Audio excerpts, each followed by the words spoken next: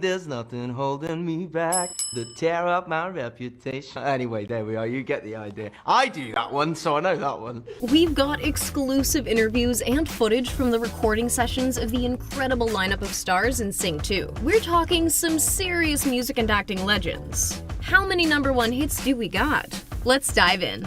Just imagine it. A spectacular musical. Number 1. It's hard to pick which Scarlett Johansson character is our favorite. Black Widow or Ash, the coolest porcupine around. I'm Ash! You got yourself. The actress has been doing voiceover for years. Seriously, we're talking decades. One of her earliest, Underwater Princess Mindy. SpongeBob, wherever you are, you better hurry. Recording Sing 2 was quite a different experience though, since they did it all during a pandemic. We recorded it in such isolation. Just because she was often recording alone didn't mean she wasn't digging the whole process though. Especially when it came to some of the tunes she got to belt out. I don't need the demo, I know the song. Number 2. Yes, the Bono of U2 is in fact the voice of musician Clay Calloway in the Sing sequel. It is always a party when Bono shows up. As far as personality goes, he was a pretty perfect pick for the part. Some people sing for a living, some people sing to survive. I am one of the latter. This was very new territory for Bono, never having done an animated feature film, but he knocked it out of the park. Even the director Garth Jennings could see it. He was just enthusiasm from the start. Curiosity and enthusiasm in equal measure. I mean, you couldn't ask for more. Yeah, we'd be pretty jazzed if we were directing Bono too. In terms of being a director, knowing that this character is going to be voiced by Bono, it's as good as it gets. As for Bono himself's favorite part, well, let's just say he has excellent taste. And we love it too. Tippy toes, I say a tippy toes, I love doing that. Number 3. It wouldn't be Sing without this fabulous singing pig. I play Rosita in Sing 2. No wonder Reese came back for such a great role. Witherspoon is no stranger to movies or voiceover, but performing in Sing, well, It's literally my dream come true. but of course, that didn't come without intimidation.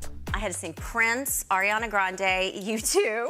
I was so scared. It was definitely worth braving through the nerves since the actress found one particularly special song. I got to sing an Ariana Grande song, and it was so fun. Singing Break Free, it just felt like there was a song in my heart and it just had to come out, and it was Break Free, and I didn't even know until I got to sing it. It's no wonder her performance is so good with that kind of passion behind it. Made me sound good. Number 4. This might sound crazy what we're about to say, but yes, that was Pharrell Williams you heard voicing Alfonso in Sing 2. It's such an incredible cast already, and then to add Bono and Pharrell, it's like dreams come true. Yeah, no kidding. What's even cooler is the fact that the singer has never had a major film role before. This was a solid first choice for sure. Fingers crossed we get more Pharrell as animated animals soon. It's just testament to the way that audiences connected with the first movie, that musicians of that caliber want to come and be a part of it. It's super, super exciting and quite surreal. Number 5. Couldn't resist coming back for more Sing fun. I was falling in love? Kelly isn't usually on a set, and when she is in a recording booth, she's typically singing as herself. Singing it's everything. But this time, her voice gave life to Mina again. I completely forgot that there was a camera on me because you just get so into the scene and into the moment. Recording during the pandemic meant a lot of time was spent in that booth alone. Mr. Moon, I'm not so good in small spaces. Lucky for Kelly, she got to start playing around with her part a bit early. I was like, I have a studio, I didn't want to have to wait super long, so I just kind of offered it. I was like, I could record stuff if you guys want. Oh, and the vibes? Super chill. It was cool, just being at home, in my sweats. Even when we would go in to record parts in their studio, it was just relaxing. A dream cast, dream songs, what's not to love? I've gotten to sing all these iconic, incredible songs, so I've never once been like, I don't know about this one. Let's maybe try this song. Step together, drop. Number 6. Usually his face is on screen, but who could resist the chance to play the Buster Moon again? Buster's the most active koala that probably there is on the planet, in the universe. Voice acting can be a dream for an actor wanting to play around with their performance. That's one of the great things. You don't even have to think about what you're wearing. So I don't know what the hell I was wearing. There's nothing self-conscious about it. Try and screw up. You can't. For the Sing sequel, the Buster Moon actor got to stay close to home to record. From my studio in Austin, Texas. Wait, in his own house? Yeah. Nice. At my office. That work from home life came with an extra special perk. The movie became a family affair. Okay, guys, just like we rehearsed. My daughter Vita got a couple lines in this movie. Honestly, her role might be better than her dad's. She plays a piglet who's scuba diving in chocolate. Either way, our Buster Moon brought pretty special moments to life. We're gonna put the show on whether Crystal likes it or not. But first, we're gonna jump out that window. Dream big dreams. That's what I always said, right? Number 7. Is that a fierce singing gray Arctic wolf? Well, sort of. It's also the voice of Halsey shining bright like a diamond. Halsey has the most amazing number. It is her first major acting role, but we wouldn't be surprised if there were more after this. She's already very at home inside that recording booth, and guess what? This girl is on fire. Number 8.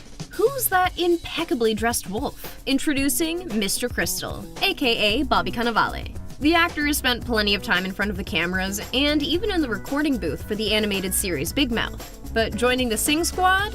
Well, This is exactly the kind of big idea I'm talking about. Number 9. Who else could play this feisty pig so perfectly? And I'm very happy to be back doing Sing. Since the first Sing movie, Kroll has been busy with other projects. Yeah, big time, baby! Including voicing multiple characters, including Nick Birch in Big Mouth with his co-star Bobby. But busy as his schedule is, nothing was gonna stop him from coming back. It's a joy to voice him. While a lot of the other actors in Sing 2 are experienced singers, I like singing, although I'm not very good at it. we'd have to disagree there though.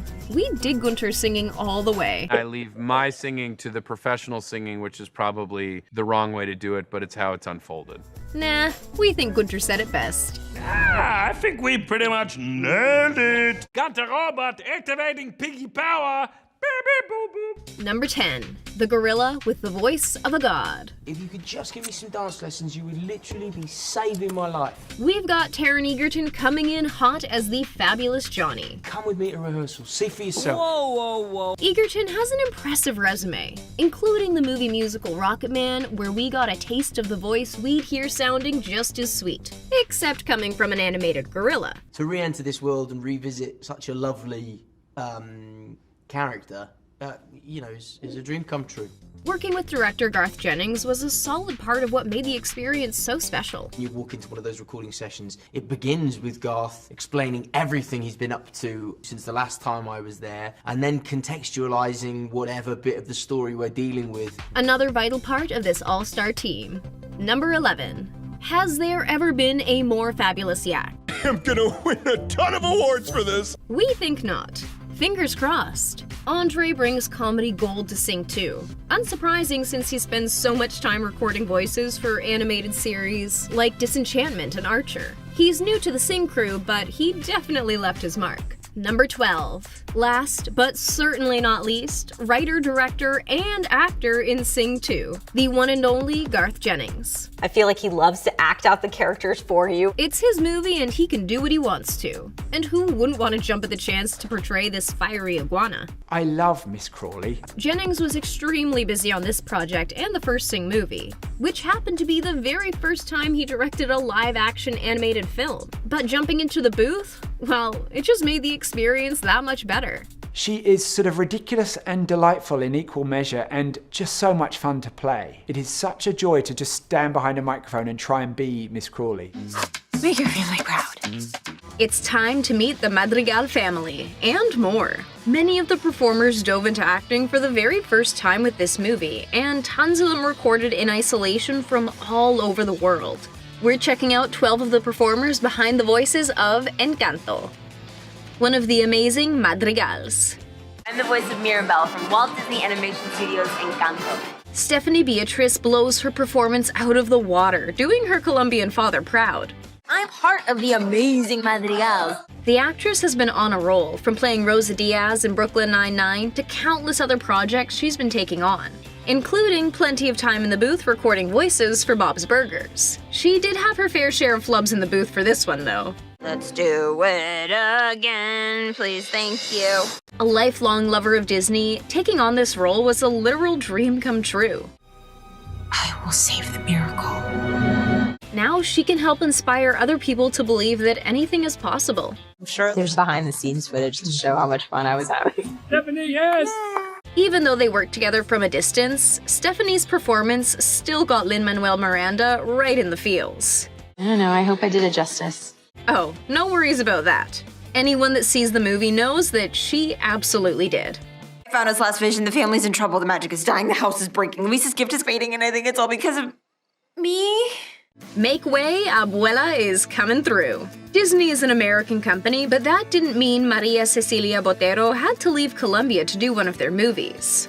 With the pandemic happening over the course of recording, the actress stayed in her home country working with the creative team on Zoom. The miracle blessed it with a... They may never have shared the room together, but that didn't stop Botero from having an amazing collaboration with the team. Even when she thought she was flubbing, she was nailing it. I'm talking too fast. No, that sounds great.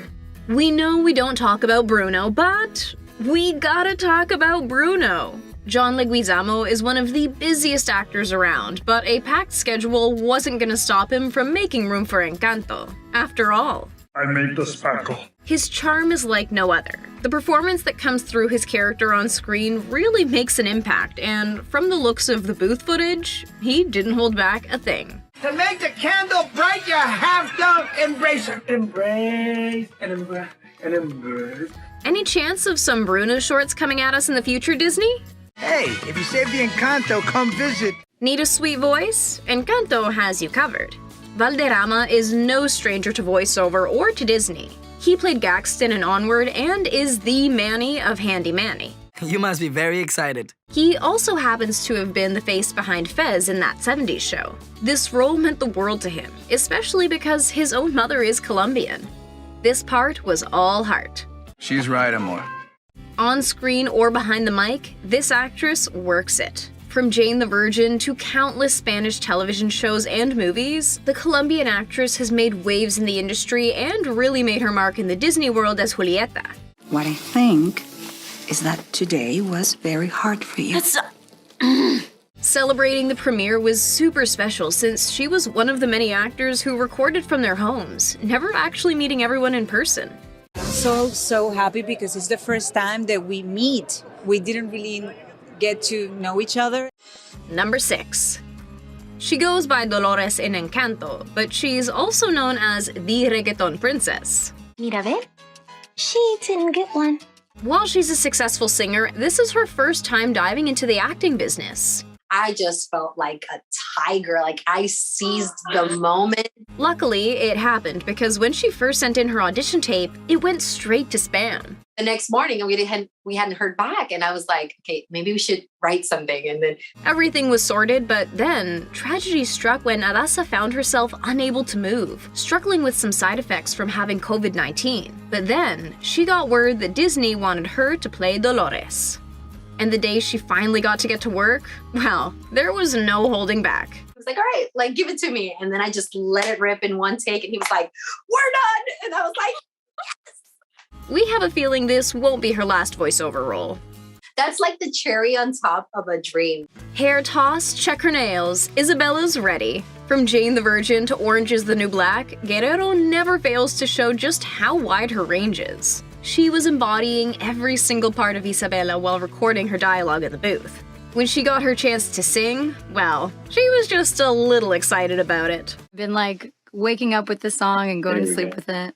Even when she wasn't performing the songs, she just couldn't stay away from bringing those musical vibes, making the movie that much better. La la la la la la la la. I don't know if you wanted me to sing. One of the highlights for the American-Colombian actress was, of course, getting to work with Lin-Manuel Miranda, even if it was via screen.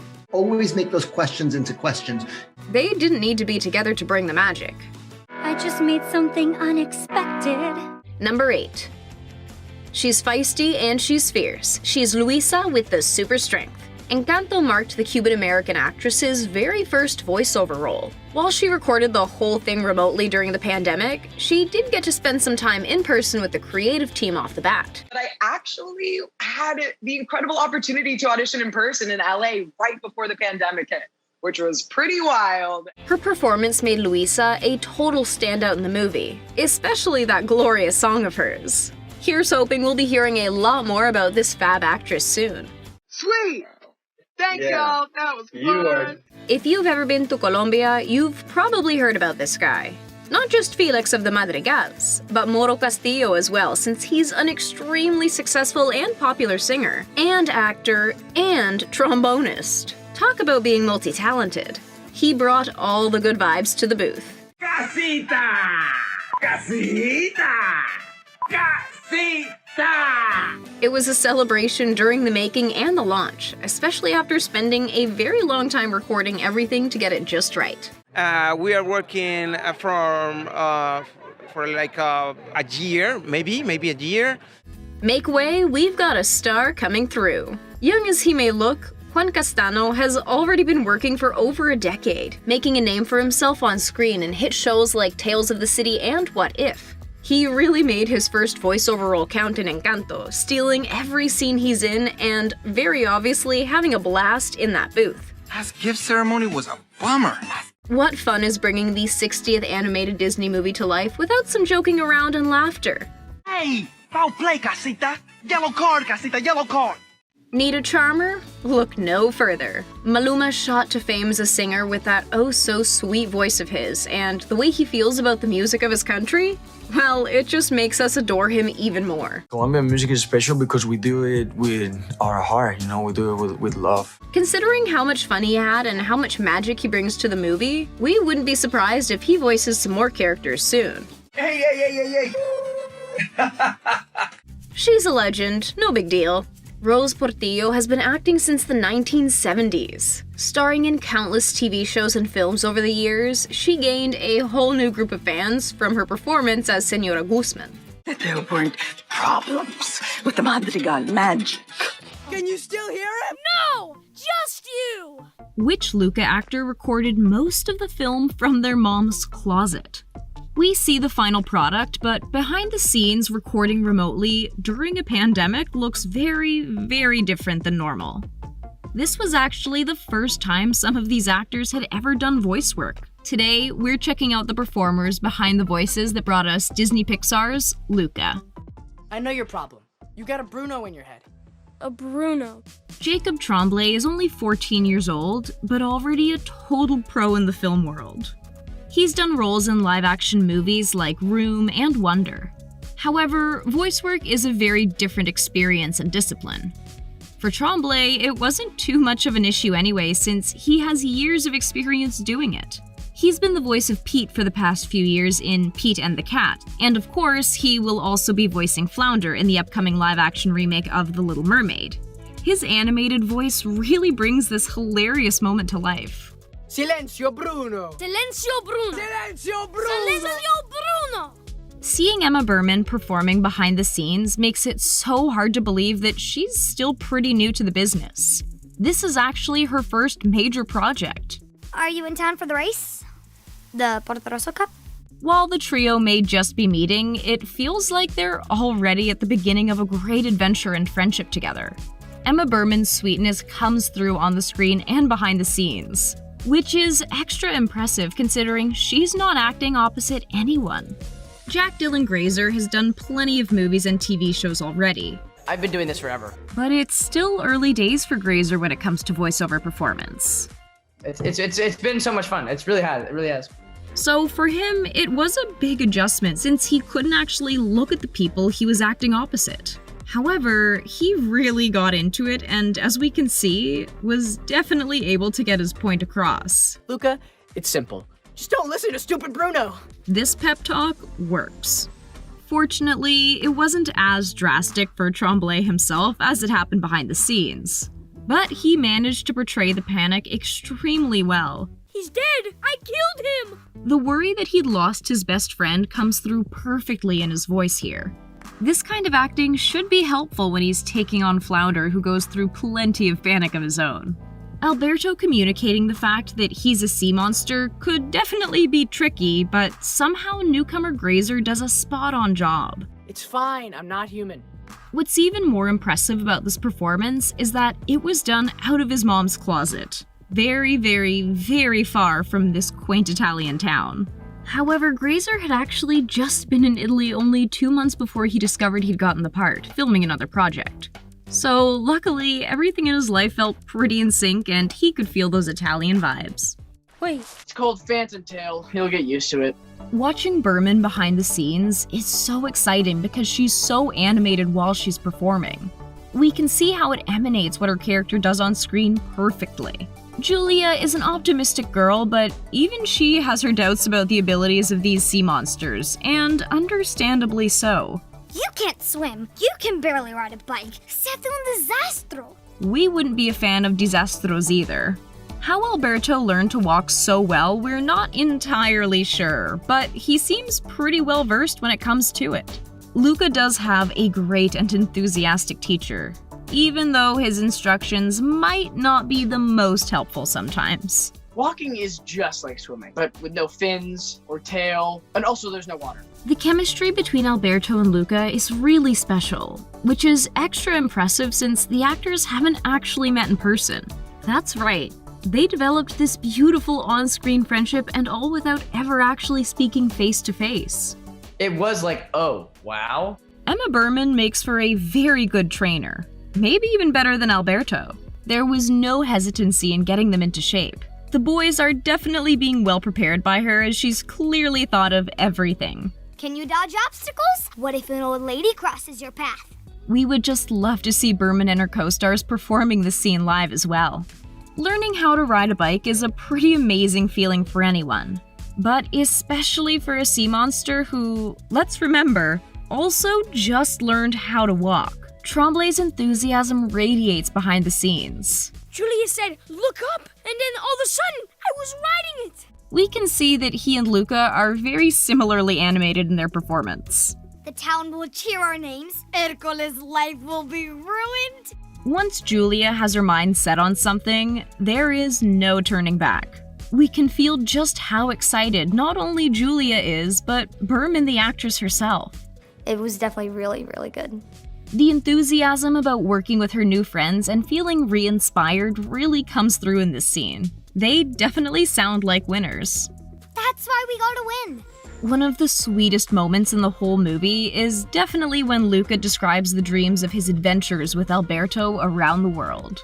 Every day, me and Alberto are gonna ride someplace new. It's a touching and tender moment that translates beautifully to the screen. Tremblay's presence comes through behind the mic and we can hear every single sweet note. And every night, we'll sleep under the fish. Julia is one of the most organized and determined kids that we've ever seen. I actually relate to her in some ways. Considering her positivity and how well she motivates the team, it seems like their chances are pretty good. We have 1 week to train. Pronte, aposte, via! They won the Enthusiasm Award for sure. We love seeing Berman's physicality behind the mic. She embodies the character of Julia perfectly. Too much? My mom says sometimes I'm too much. No way. Not for me. Jim Gaffigan is usually a stand-up comedian, so it makes sense why his performance is so strong and his comedic timing so on point. All right, young man. You're not fooling anyone. His sneak attack on this unexpected Italian child brings a hilarious moment to the movie, one that Gaffigan portrays perfectly. It's time for us to go home. His energy behind the mic really amps the scene up. This moment under the fish, or stars, depending on if you're a human or a sea monster, is a pretty magical moment no matter how you look at it. That's Saturno. It's my favorite. Berman's performance is genuine and full of sweetness. We can really understand how Luca would become so excited by the world and all of its wonders, seeing it through Julia's eyes. This is how machines fly? See?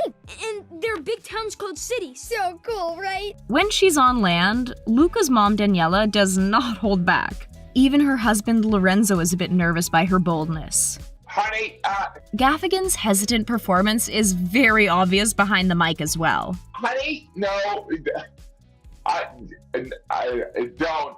It's amazing that his chemistry with Maya Rudolph was so strong, even though they didn't get to act with each other directly. We look horrifying. Ugh, gross. And as long as we have the blue dust, we'll never run out of flying dust. Sometimes they're MCU superheroes, and other days they're giving voice to amazing animated characters. Today, we're taking a look at the varied animated characters in some of our favorite movies and TV shows that are performed by Marvel actors. Which performer wrote to the production team asking to be part of their show? Which Grinch line was improvised by Benedict Cumberbatch? What in the world is happening? The film Onward has not one, but two Marvel stars lending their voices to bring this pair of brothers to life. Who are you? We're the Avengers, man. During press for the movie, Chris Pratt said that it was one of the most emotional films he'd ever experienced working on in his career, in part because of his personal connection to the material. No, I have three. Remember, his beard was scratchy, had a goofy laugh, and he used to play drums on his feet. Pratt said that the brotherly relationship he portrays with Holland feels similar to his relationship with his actual brother. For Holland, it was a pretty special experience as well. Tapping into any brain, just let me go! Explaining that, this film has made me love my dad even more. After watching this wonderful film, we'll call their loved ones and tell them how much they love them and appreciate them. Ryan Reynolds was fascinated when he first saw the fully rendered version of Pikachu because of just how skilled the work of the animators was. It was a bit of a shock to see just how real the Pikachu felt and how well the character suited the voice, and of course, vice versa. Harry faked his own death. Or somebody else faked Harry's death. One of the reasons Reynolds was excited about being part of Pokémon Detective Pikachu was because it's a movie he knew he could share with his children, since it was slated to be such a family film. I was excited to do a film that my kids would love. For me, that's a big one. It makes sense, since so many of his past projects definitely weren't what he'd want to show to his young kids at the time. A while before she took to the screen as Black Widow, Johansson spent some time with SpongeBob SquarePants. The actress was just 19 years old at the time. Johansson was the voice of Princess Mindy. Here, take this. A mermaid living underwater who whips out some mermaid magic to support Patrick and SpongeBob in the SpongeBob SquarePants movie. SpongeBob, wherever you are, you better hurry! Filming Spies in Disguise was quite the feat for the Spider-Man actor. Super nerd, which is me, I always seem to play the nerd, has to kind of step up and help him save the day. His role as scientist Walter Beckett was the very first full-length film he did voiceover for. A hydrothermal explosion is about to melt your face off. While Holland had loads of interactions with his co-star in the movie, he didn't actually meet Will Smith in person in the entire 2.5 years they were making the film. Pretend like you're a normal person talking to a much cooler, normal person. The actors were based in different cities while recording, Holland in New York and Smith in Los Angeles. It was only during press that they actually got to meet. The Marvel actor pair got a chance to put their spy skills to work when they did an escape room together. Spies in Disguise, Tom Holland, Will Smith, it's very, very funny. Scarlett Johansson didn't just do voiceover early on in her career. She's been a brilliant addition to multiple projects, including the live-action Mowgli. Yes. Would you like to see? It was a really exciting experience for Johansson, who got to reinvent the character for this version of the story, since she played Kaa as a seductive female storyteller. Whereas in the cartoon, Kaa is a boy and more of a goofy pal to Mowgli. The way Kaa moves in the animation affected her vocal performance and vice versa. Don't you know what you are? I know what you are. When Chris Pratt heard about the Lego Movie 2 years before it was even made, the actor was extremely excited by what sounded like a film that would speak to adults and children alike in a creative way. I just was blown away at the inventiveness, the creativity. For the second Lego Movie, he took on the role of Rex Dangervest and was able to bring a different vocal quality to the screen. Emmett was perkier and higher pitched. Wow, my own Rex Vest! While he got to go with a rougher sound for Dangervest's voice. Trust me, it's ruled by an alien queen and she'll try to brainwash your friends. Andy Serkis was extremely impressed while he was directing Doctor Strange actor Benedict Cumberbatch in the Mowgli film. For one, he gave a very physical performance and was actually wearing a head-mounted camera to capture his movements for the film. Part of what made this role a standout for the actor was how Cumberbatch brought out the layers of personality and shared a character who, while he was a villain, was also complex in his own right. You do not want to challenge me. The animated film The Pirate Fairy saw none other than Loki of the MCU as Captain James Hook. Exactly. We needed a captain. Hiddleston not only shares his speaking voice in the film, but his singing as well. When asked about the experience, Hiddleston said he had the time of his life. Part of the reason he loves voice work so much is because of the challenge of telling a story and only having his voice to express himself. Look at that man having so much fun being him. Doctor Strange played another legendary character, the Grinch. Benedict Cumberbatch would get really into the character's physicality while in the recording booth, to the point that he actually had to be cautious not to ruin the quality of the voice recording. You will not see me later, and I will not be celebrating. Cumberbatch had a lot of fun and even improvised while he was in the booth. The line, Yeah, have a nice life, was made up on the spot while recording, and since it suited the role and film, it managed to be included.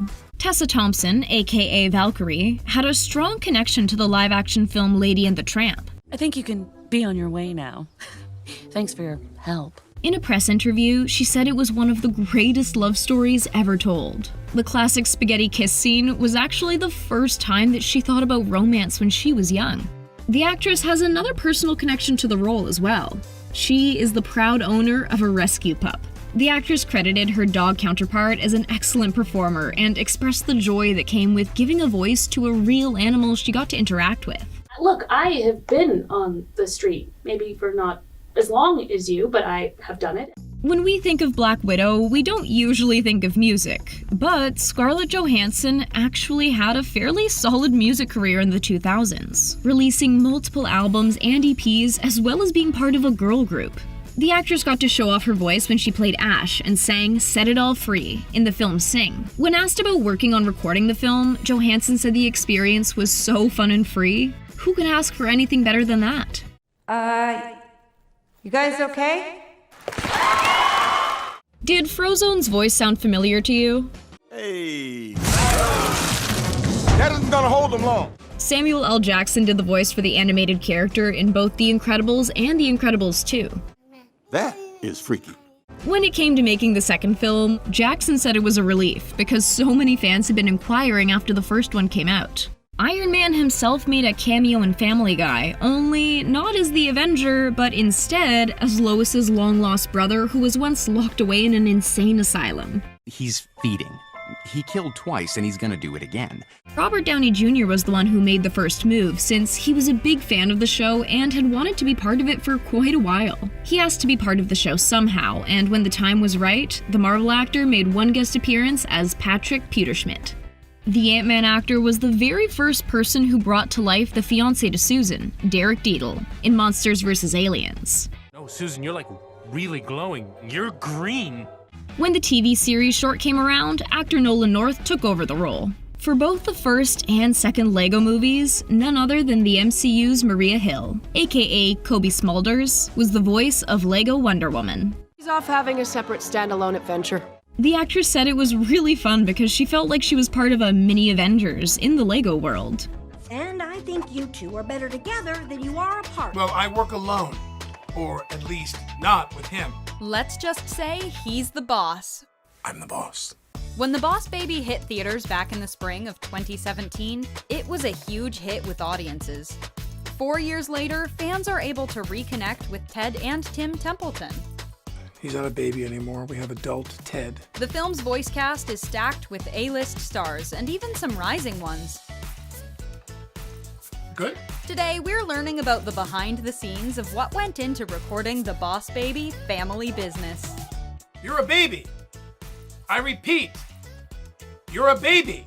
Alec Baldwin is one of the most highly recognized actors working today, and he's certainly no stranger to voice acting. Outside of voicing the titular boss baby, Ted Templeton, Baldwin has lent his voice to films like the SpongeBob SquarePants movie. This is what a real mustache looks like. As well as DreamWorks' Rise of the Guardians. I feel it! You may also know him from hit shows and movies like 30 Rock, Saturday Night Live, and the Mission Impossible franchise. For their salvageable assets to the CIA. A majority of the cast of Boss Baby Family Business recorded their lines from home, something that wasn't entirely new to Baldwin, comparing the recording process to how he records his podcast. Despite this, he says he still had to experiment with what apps and equipment he could use while recording his lines. Baldwin uses his signature sly charm when delivering this line while bickering with his on-screen brother, James Marsden. Tim, I'm going to give you the name of a doctor, Roy Fetterman. Just tell him I sent you, okay? So much for brotherly love. Can I talk to you in the kitchen? Amy Sedaris has made the rounds in Hollywood, acting as well as providing her voice to plenty of popular movies and shows, such as BoJack Horseman, where she voiced Princess Carolyn. This could happen 5 more times, but I'm ready for that because I want this. The Mandalorian and Elf. Like Marsden, Sedaris is a new addition to the cast. But unlike her new co-star, she's voicing an entirely new character. Tina Templeton, the new boss baby in charge, who just so happens to be Tim's daughter. Why? Do you need help using your phone? Like Baldwin, Sedaris started off her voice work from home before moving to a studio thanks to the pandemic. She expressed that the process was difficult, especially since she wasn't working off anyone else's energy like she was used to doing. She channels the hyperactive spirit of Tina during this scene where she introduces herself to her dad after she caused him to faint. Daddy, daddy, daddy, can you read me? Daddy, daddy, daddy, how many fingers am I holding up? In this humorous sequence, Ted finds himself having to sneak through the Acorn Center for Advanced Childhood in order to reach the office of mysterious and equally nefarious Dr. Edwin Armstrong. Baldwin is able to channel his inner irritated personality during this moment where Ted falls onto a rather sticky carpet. It's like they always say, if you want something done right, you have to do it without your brother. While debriefing a babyfied Ted and Tim on their mission to save Baby Corp, Tina lets her father and uncle know who's in charge. Sedaris brings her signature snark that she brought to many of her other characters during this scene. Well, I'm the boss, Applesauce, and I think you two are better together than you are apart. Talk about bossy, but that doesn't make sense for this movie. Sedaris claims that Tina's zodiac sign is most definitely a Virgo. That claim definitely seems to be true in this scene featuring her revealing to Tim that she's the new boss baby. Yes, Baby Corp is more of what I call a side hustle for me. The point is, I am all in one on the Templetons. Over the course of the 2 Boss Baby movies, Alec Baldwin has been full of one-liners while voicing the role of Ted. From the classic line, "That cookie down. Cookies are for closers," to "Your father is a hippie," Baldwin doesn't miss when going for a laugh with these lines. He gives one of his best liners yet in this scene where he learns Dr. Armstrong's shocking secret. Surprise, surprise. What the frittata? Amy Sedaris' Tina gives Tim some brutal honesty in this scene. Sedaris has already played very business-forward characters before, as seen in her role on the Netflix animated series BoJack Horseman. Here she brings the bluntness and straightforward nature of being a boss baby, even analyzing her own parents. It looks like Sedaris may have even gone off-script while getting into character. You guys really know how to baby a baby. I mean, it's incredible. Not that it's all 5-star, I have to say you have a lot of issues. After all the craziness that went on during his meeting with the evil Dr. Armstrong, Ted gives the perfect response on his way. Well, I think that went well. It's the kind of simple and empathetic delivery that helps make this scene all the more comedic. Amy Sedaris' Tina isn't always as business-forward as she presents herself to be. In this scene where Ted exclaims to his brother that he may have finally cracked the code on the whole parenting thing, she takes a moment to praise her father, albeit in a typical boss baby fashion. Gold star for you, Daddy! Now keep it up, Pops! Things get pretty heated in this moment between Baldwin and Marsden, as they argue over whether Tina can actually talk or not. What makes this scene all the more impressive is that both of them recorded their lines separately. Suck it, Ted. I beg your pardon? You suck. No, Tim, you suck. In one of her first lines in the film, Amy Sedaris channels her inner Chucky when revealing to her dad that she can actually talk, just like Ted could when he was an infant. Hi, Daddy. Okay, maybe that's not the best way to introduce yourself. Is that you? As Dr. Armstrong shows Ted around his secret evil lair underneath the Acorn Center, Baldwin's Ted asks a question that's probably on all the audience's minds, as well in this self-aware comment. So why bother with school? You could go public and make millions. During this moment set at the Baby Corp headquarters, Ted starts to realize what Tina's plan really is, and where he falls into it. He gives the same response that we'd all probably have in this situation. Wait. You want me to be a baby? They don't call it boss baby for nothing, Ted. But teamwork doesn't seem work. James Marsden has always been able to bring his charisma throughout his career, starring in films like Sonic the Hedgehog, Enchanted, and playing Marvel superhero Cyclops in the X-Men franchise.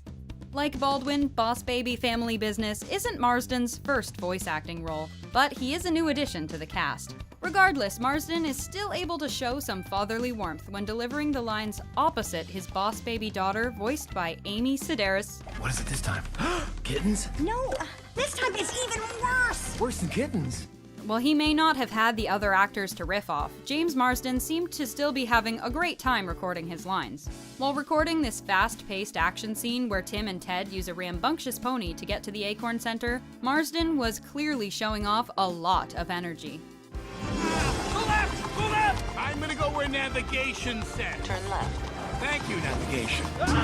It must have been hard not to laugh at Baldwin's response. She can't talk, Tim. Stop I want to do it again. I want to go. She can't talk, Tim. The zombies are like eating everyone.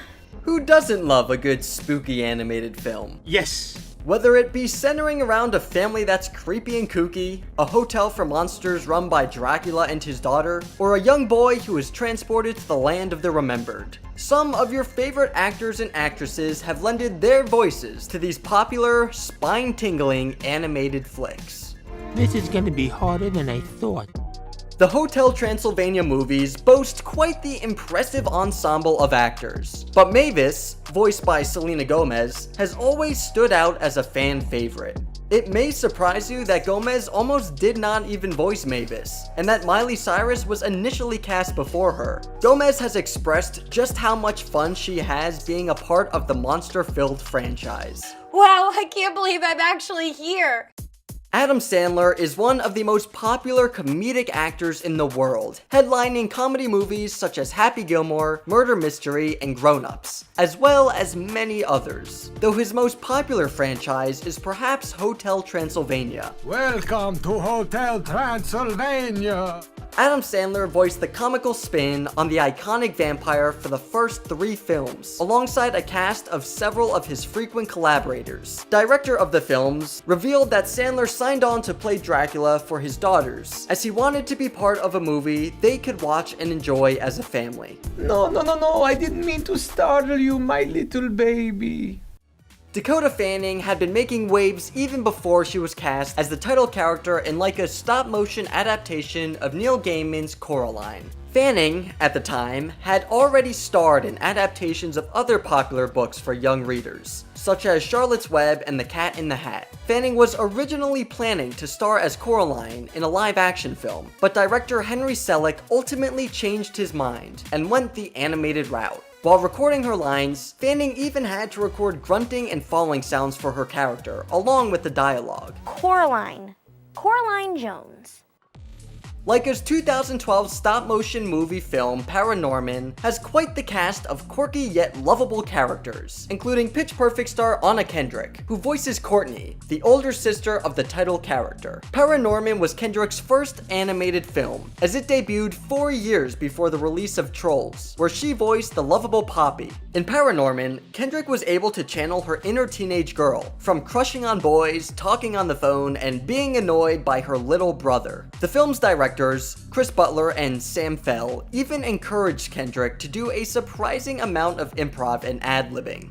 What are you gonna do? Ask the zombies not to eat you? Johnny Depp and Tim Burton were making movies together left and right when he was chosen to voice Victor in Burton's stop-motion film Corpse Bride. Despite being one of the biggest stars in the industry at the time, Corpse Bride just so happened to be Depp's first voice acting role in a film, having only previously done voice work as a guest for an episode of King of the Hill a year prior. One of the biggest challenges of doing voice work for Corpse Bride was that Depp wasn't able to put together his own character, like he had done for Jack Sparrow. Despite that, Depp was still able to put his own spin on Victor. Where is your chaperone?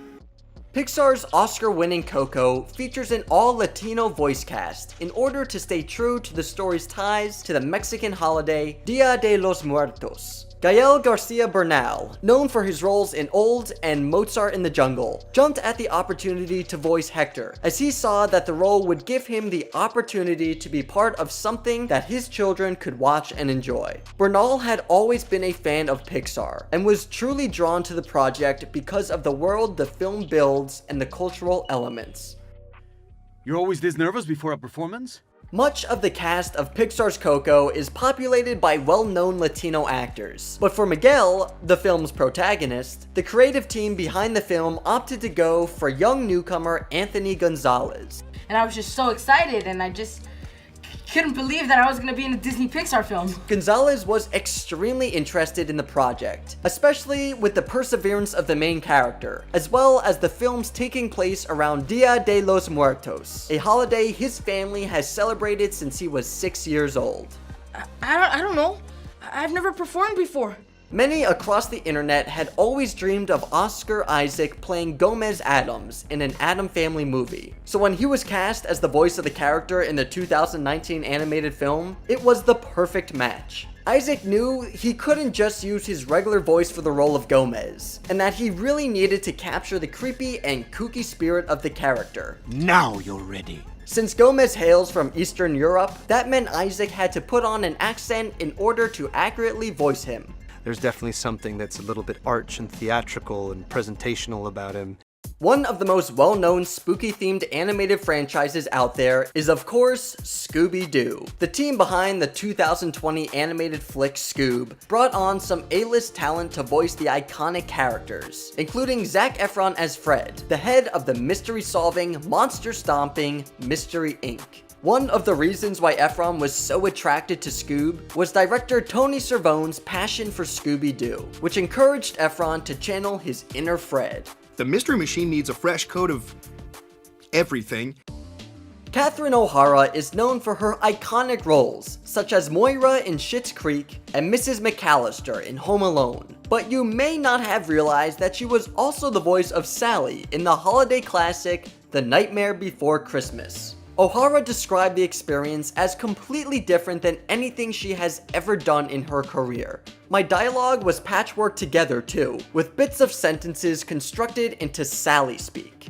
Simply meant to be. Frankenweenie was Tim Burton's return to the world of stop-motion animation, and he was able to bring some of his frequent collaborators with him. Winona Ryder was one of them, who worked with Burton on films like Beetlejuice and Edward Scissorhands. But you may know her best from her role as Joyce Byers on Stranger Things. In Frankenweenie, Ryder voiced Elsa Van Helsing, the next-door neighbor and classmate of Victor Frankenstein, who in one particular scene sings. Ryder actually got to work with legendary composer Danny Elfman one-on-one when recording her singing. To actually work with him, like directly just me and him, was very exciting. 12 years after the release of Monsters, Inc., Billy Crystal reprised his role of Mike Wazowski in the prequel Monsters University. Crystal has had an illustrious career, but out of all the characters he has played, Crystal claims that the short one-eyed monster is his favorite character he's ever played. Crystal loves the honesty and courage of the character, which made him jump at the chance to play him again. This is gonna be harder than I thought. Charlize Theron is one of the most popular actresses around the world, and her distinctive style and voice made her the perfect fit as the Addams Family matriarch, Morticia. Theron expressed her admiration for the portrayal of Morticia in previous incarnations of the Addams Family, and described her as a stoic, loving, and protective mother and wife. Theron felt she didn't want to take away what made Morticia so special, which led her to embrace everything that made her so popular in the first place. Monsters vs. Aliens was actually Reese Witherspoon's first ever animated film, which presented the Oscar winner with some challenges. Witherspoon was unsure how she was supposed to act in the film, whether she was supposed to be silly and hamming it up or serious, but she was able to get the hang of it soon enough. That line is really funny. The Book of Life was a surprise hit when it hit theaters in the fall of 2014, with Channing Tatum voicing Joaquin, one of the three main characters alongside Diego Luna and Zoe Saldana. Tatum definitely had a blast recording his lines for the movie, but he was a bit disappointed that he wasn't able to record his lines alongside Saldana and Luna. No more hiding, Dante. I gotta seize my moment. Get ready to cross over to the land of the dead. Coco provided us with an incredible story and breathtaking visuals, but it's the voice actors that brought this film to life. Let's take a look at the voices behind our favorite characters. My papa used to sing me that song. Number 1. Anthony Gonzalez was only 12 years old when he voiced the determined boy Miguel. He was no stranger to acting, however, as he had parts on Criminal Minds, Beyond Borders, and FX's The Bridge. Miguel was the perfect fit for Gonzalez, as he resonated on a personal level with the character. Me and Miguel are both persevering, and we never give up, and we want to do what we love. Gonzalez's connection to the character shined through in his performance, as he proved why he was the perfect choice for the part. I don't know. I've never performed before. One of Gonzalez's acting techniques was to run in place in the recording booth if he had to do a scene where Miguel was breathing heavily. It's that kind of commitment that makes this next fact all the more impressive. When recording the song Remember Me for the touching scene with Mama Coco, Gonzalez was actually crying in the booth. Yeah, we were crying too. Did you know that there are 3 versions of it sung in the movie? Even though we can't picture anyone else in the role now, Gonzalez actually didn't get the part right away. He first auditioned when he was just 9 years old, and was initially hired to do scratch vocal work, which meant he would be the temporary voice of the character until the real actor was cast. Turns out he was the perfect actor, however, as 2 years later, the crew surprised him with the news that he had gotten the permanent part. They made the right choice. Number 2. Gael Garcia Bernal wished of being in a Pixar film for some time, as he and his 2 kids would watch Pixar movies together all the time. His wish came true when he was cast as the lovable Hector. Bernal loved the story and concept of the film, as he was a big fan of how they portrayed the Day of the Dead celebration. They took small aspects of different regions of Mexico, with a very personal point of view around the celebration. Even though Hector is a talented songwriter and singer in the movie, Bernal wasn't too keen on singing for the film. They told me you're okay singing, and I was like, no, well, actually, I'm very nervous about it. Regardless of his own trepidations, Bernal nailed the character, and even received high praise from his co-star Benjamin Bratt. His presence in the film lends it true authenticity. Number 3. Ernesto de la Cruz was portrayed masterfully by Benjamin Bratt. And you, my great-great-grandson, were meant to be a musician. His father was a big inspiration for his performance, but not for any of the jealous, murdery parts of the character. I thought a lot about my own father, who was a completely different person from Ernesto de la Cruz, but someone who shared a similar animal magnetism. Someone who walked into a room and just commanded attention, and just had swagger and confidence. Much like his co-star Gael Garcia Bernal, Bratt was nervous to sing, but stated that he loves a challenge, so he was ready to take on this daunting task. The movie was also very emotional for Bratt, who felt the emotional impact even before the animation was complete. I was surprisingly and deeply moved by what I saw. Number 4. Jaime Camil enjoyed his time playing Miguel's papa, and was thrilled to be part of such a culturally rich film. Camil got emotional when watching the film, just like many others. But the part that really hit him hard is when he saw his name in the end credits, because he realized he would be part of Pixar's prestigious catalog forever. It was very special and very touching for me. All that crying, however, made him have to explain to his kids why he was so emotional. Crying with them is like, "Daddy, are you sad?" I'm like, "No, I'm crying out of happiness." So explaining to them is kind of awkward. Number 5.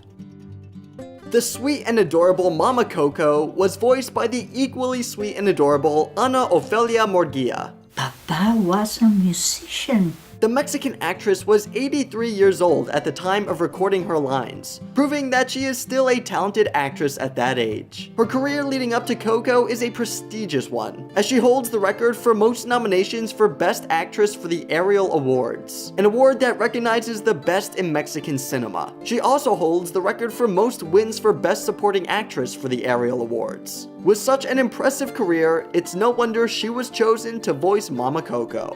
We definitely remembered her.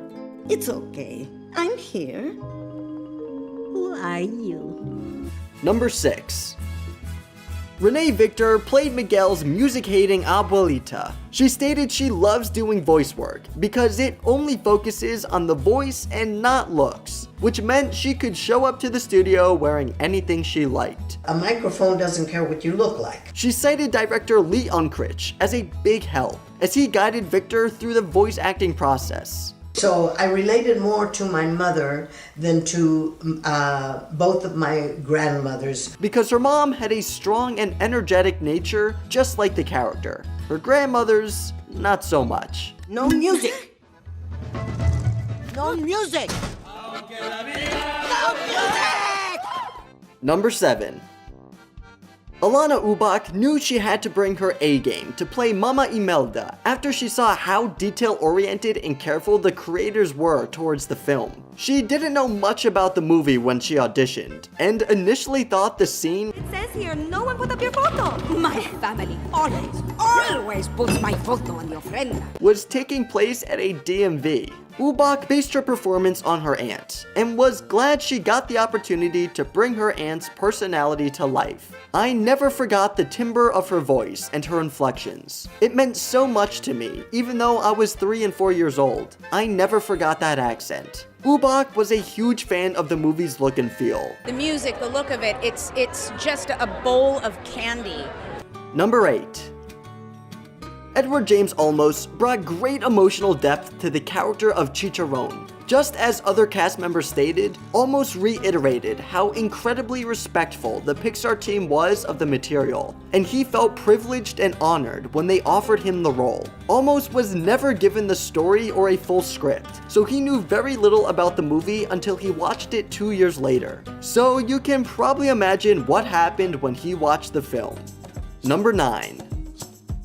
Natalia Cordova Buckley is no stranger to the screen, but this was her first time voice acting. Starring in a Pixar movie is a pretty great first experience. Just like her co-stars, Buckley was given very limited information about the movie, and didn't have a picture of her character to reference for her performance. However, she did know the real-life Frida Kahlo very well, and you could say it was fate that she got to play her. Buckley was bullied when she was a kid for her lower, raspier voice, and she was discouraged from speaking up about it. That was until her father introduced her to Frida Kahlo, which helped her significantly. She really helped me strengthen my own voice and find the power within my voice. We think Kahlo would be proud of how Buckley portrayed her. Number 10. Selene Luna provided her voice for Tia Rosita, bringing an energy to the role that fit perfectly. Luna is a little person, and being cast as Tia was a big deal for her. Being part of Coco is still very emotional for me. It validated my 20-year struggle and sacrifice as a marginalized artist within the entertainment industry and society as a whole. Luna was able to play Rosita so well because she based her performance off of several older women in her family, who also had nervous personalities, just like Rosita. And Luna did an amazing job. Molly needed you! You're my favorite deputy. This is just one of the many iconic lines brought to life by the actors behind our favorite toys. Let's take a look at the voices that created these characters. Any other toy would give up his moving parts just to be you! Chris Evans was tapped to fill the role of Buzz Lightyear for the 2022 film Lightyear. Following up Tim Allen's iconic role is a big task, but Evans seems up to the challenge. He expressed his appreciation on Twitter. "I can't believe that I get to be a part of the Pixar family and work with these truly brilliant artists." Director Agnes McLean said Chris Evans was his first and only choice, and that Evans understood the material and the character. To infinity. And?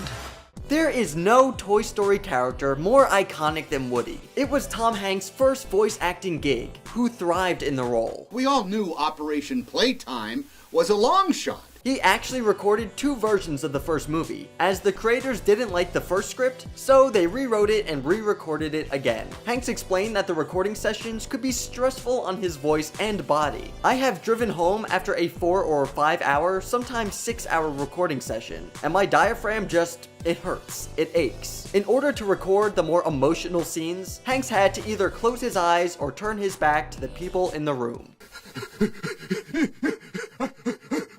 Tim Allen's Buzz Lightyear voice is easily recognizable, but it's apparently also scary, as he once scared a child in an elevator by using the voice. Buzz Lightyear mission log, the local sheriff and I seem to be at a huge refueling station of some sort. Scaring kids aside, Allen has given his all into the character. Speaking on Toy Story 4, Allen said he got emotional watching the film. It brought up some of my own personal stuff about loss, change, moving on. It's heartwarming. Don't worry, in just a few hours, you'll be sitting around a campfire with Andy making delicious hot schmoes. The cowgirl Jessie, introduced in Toy Story 2, was Joan Cusack's first voice acting role. Fellas, I know what to do! She stated how different it was, only using her voice to act, as opposed to live action, as there were no costumes or makeup to worry about. It was kind of cool to refocus on just your voice and making something crisper, clearer. Cusack said that playing Jessie was about believing in yourself and what you can do, and we would say she nailed it. Sweet mother of Abraham Lincoln! Toy Story 4 director Josh Cooley found Keanu Reeves when he was listening to sound bites of potential actors. He thought his voice was perfect for the role of Duke Kaboom, but didn't think he was going to be able to get Reeves to voice the part. However, Keanu was excited about the role, and actually stood up on a table to act out the part during a meeting with the director. Duke Kaboom, Canada's greatest stuntman. Reeves didn't find the experience too different from live action, as he said it's the same concept of finding the right voice and tone of a character. Hold on, one more. Oh yeah. Wallace Shawn had a great time voicing Rex for all 4 Toy Story movies. What if Andy gets another dinosaur? A mean one! He never lost touch with the character, even after playing him for 24 years. No matter how much time has passed, when it comes time to do it again, that dinosaur still seems to be in me. I don't have to warm up. He magically leaps into me. He loves knowing that his character can give people joy, and stated that sometimes kids recognize his voice in public. Slow down! The late comedian Don Rickles portrayed Mr. Potato Head in the first 3 Toy Story films. Hey look! I'm Picasso! He was a little hesitant to take the part at first, as he had never done voiceover work for an animated character before. Luckily, he changed his mind, and gave Mr. Potato Head the unique voice we know. Rickles passed away before Toy Story 4, but they used old recordings of his to bring the character to life one more time. His daughter stated he would be proud, as he always said, "Keep my name alive. Let them know who I am." You're not a toy! You're an accessory! You're a purse with legs! Right alongside Mr. Potato Head is his wife, Mrs. Potato Head, voiced by the lovely Estelle Harris. Oh, you found it! This was not her first voice acting role, but it was one of her favorites, as she had a great time voicing the character. Someplace dark and dusty. She described how it's a bit difficult to know what you're recording, as they only gave her a couple pages at a time, without much context. She was skeptical about one recording in particular, where she had to make ninja-like noises, but loved it after seeing it in the movie. Toy Story 2 introduced the character of Al, an avid toy collector portrayed by Wayne Knight. I got a pack. Let's see. Wallet, keys, tickets. It wasn't Knight's first time doing voice work for Disney, as he had previously voiced Demetrius in Hercules and Tantor in Tarzan. Knight compared voice work to other types of acting. Doing animation is interesting, in the sense that you put all your emotions through your voice. It's over the top in a way that you don't do on stage or film. Hopefully, Knight never had to drive all the way to work on a Saturday to voice the toy collector. On the way to work! Toy Story 2 director John Lasseter was a big fan of Kelsey Grammer's portrayal of the Prospector. Kelsey's comic timing is beautiful. His acting, it's just fantastic. Grammer joked that he didn't know his character's nickname was Stinky Pete, and that it destroyed his career. Turn me around, Bullseye, so I can see. Ducky was a new character introduced in Toy Story 4. Keegan-Michael Key voiced the plush, and had a great time voicing the role, alongside his longtime friend, Jordan Peele. The comedic duo didn't miss a beat, and would improvise songs during their recordings, which made it into the movie. Director Josh Cooley said working with Key was one of the highlights of his Pixar career. Cheat the system and get with a kid? Yeah, we know. John Ratzenberger is well known at Pixar, and his voice is even more well known by the public, as he has provided his voice for every single Pixar movie. His first role, however, was as Ham in Toy Story. Even with his incredible resume, Ratzenberger took very little credit for the Pixar characters he has voiced over the years, as he said Pixar is doing all the heavy lifting. All you really do is listen to what they tell you. Very simple. Well, get ready for pork chop. Lotso was the purple bear villain in Toy Story 3, portrayed masterfully by Ned Beatty. First thing you got to know about me is I'm a hugger. Director Lee Unkrich wanted someone who could be both comedic and dramatic, which Beatty has done both in previous roles, so he was the perfect choice. When coming up with the tone and demeanor for Lotso, Beatty stated Unkrich knew exactly what he wanted, and it was just a matter of finding the right dialect for the bear. Welcome to Sunnyside, folks. The late Jim Varney voiced Slinky Dog in both Toy Story 1 and 2, which was his first voiceover role as an animated character. In his lifetime, he only voiced 3 animated characters, including this one. He provided his unique raspy voice to bring Slinky to life. I knew you'd come back, Woody. Forky is one of the latest additions to the Toy Story crew. He's voiced by Tony Hale, an experienced voice actor with plenty of animated character roles under his belt. With that said, Hale stated he was nervous to be joining such a beloved franchise so late in the game, but the cast and fans welcomed him with open arms. He played Forky as if he was a child, new to the world without an understanding of how anything works, and we would say his portrayal was spot on. I am not a toy. I'm a spork. We love the Toy Story films and the voices behind our favorite characters. Which Toy Story character is your favorite?